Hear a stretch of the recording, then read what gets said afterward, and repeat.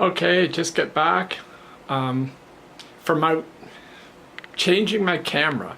So I'm home and here with my mining rig is going and my other computer is going over here. I've got an little Asus notebook over here. Don't look at everything, it's a total mess. But anyway, so this is China, Jiangsu, and I had the Nikon D5300. It was just ridiculous. I just bought it like a week ago, and I went online. I thought, wow, I'm going to be really smart about this. I'm going to take like going to do all kinds of research. Really going to get to the bottom of this camera stuff. Really figure it out. And so I had it for a week. Brought it home. Took it outside. Took a bunch of stills with it, and the stills didn't even work out right. It seemed like either the camera lens was not working properly. Possibly the something inside the camera, like the mirror or the sensor, was not aligned properly, because I'd have to like straighten the photos up after the fact, like in post-production or whatever, after you take the photos. And I didn't like that at all. And then when I was taking videos, it was noisy. It sounded like, it was like, and I mean, that was even without like, a shoe mic on it, on top. I couldn't imagine if I had like a more sensitive mic, it would have been ridiculous.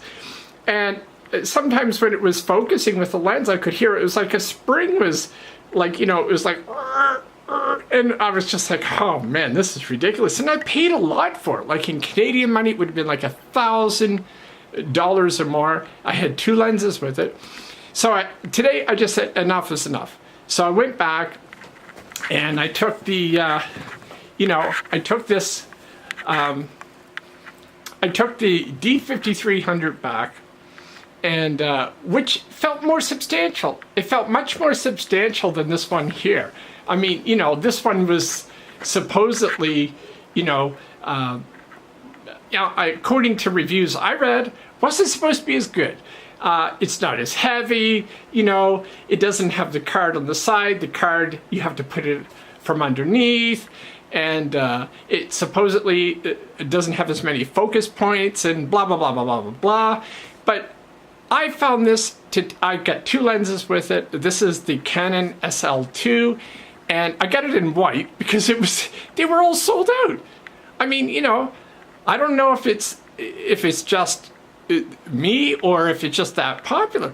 But one of the things in China is that everybody's using their cell phones now to take pictures. So it's like, cameras just aren't a big thing here. And of course, vlogging is not so big here. The expats like myself are vlogging and stuff, but it's a state, the control over here. I mean, obviously the government doesn't want a bunch of people going around actually, really informing people on the status quo. So at least that's my feeling, though some people would say otherwise.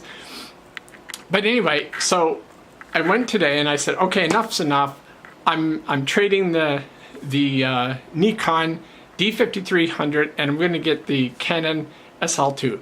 And I took all afternoon getting it. I had to haggle with this guy in Chinese, which he didn't know Chinese, so I was using my Google app through a VPN to talk with him, and he was using Baidu, which is the big search engine here in China, to translate the English into Chinese and all this and that. So he was using his app, in Chinese to get English, into Chinese, and I was using Google, which is blocked here, through a VPN to translate the Chinese into English, and it was just a really laborious exercise, really.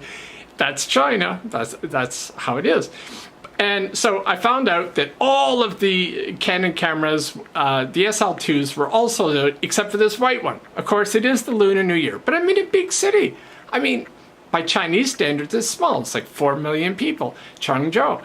But these cameras were sold out. And so they had a white one left. And I hummed and hawed. And then he charged me $200 extra because the color. As if that makes any difference. So apparently the white is more expensive. Now that was probably, he just saw a foreigner and he just saw like, you know, I can charge this guy more. So it's like, okay, here's some extra RMB I can make. It's a Chinese New Year, blah, blah, blah, blah, blah. Anyway, I was so disgusted with the Nikon, I actually took a big loss on it. I mean, you know, embarrassingly enough, I really took a loss on it. But I got the Canon SL2, and it is really, really good. The autofocus on this thing is brilliant. I took some stills. The stills were miles ahead of the Nikon D5300. There is no comparison. People on YouTube, I watched video after video, and they were all like, oh, the stills on the D5300 Nikon are so much better. They aren't. They are not better. Thumbs up for Canon. Really, it is just a superior device. It feels lighter, it doesn't feel as substantial, but you know, it's just all in all better quality than Nikon right now. And you know, I went to the shop and they've got all the Nikons for sale because the Canons are selling out. You know, people like the Canons. Of course, cameras aren't as big as they used to be because of, you know, the Apple you know, phones and you know, all the digital devices are coming up with really good phones built in now. But for vlogging, I don't want to do it with a phone. You know, I want a proper camera, you know, where I can have some variety because I want to take stills, I want to do some other things. Anyway, so this one's in white and it's got this kind of like, you know, gray strap with it. It's actually a snappy looking little camera. And so I really like it. So thumbs up for Canon, way ahead of Nikon. I don't care what anybody's saying on the internet about Nikon, the D5300, the 5500. This has got the dual pixel autofocus. It's just absolutely brilliant. You can just march this thing around and it just focuses on a dime. It's just absolutely brilliant.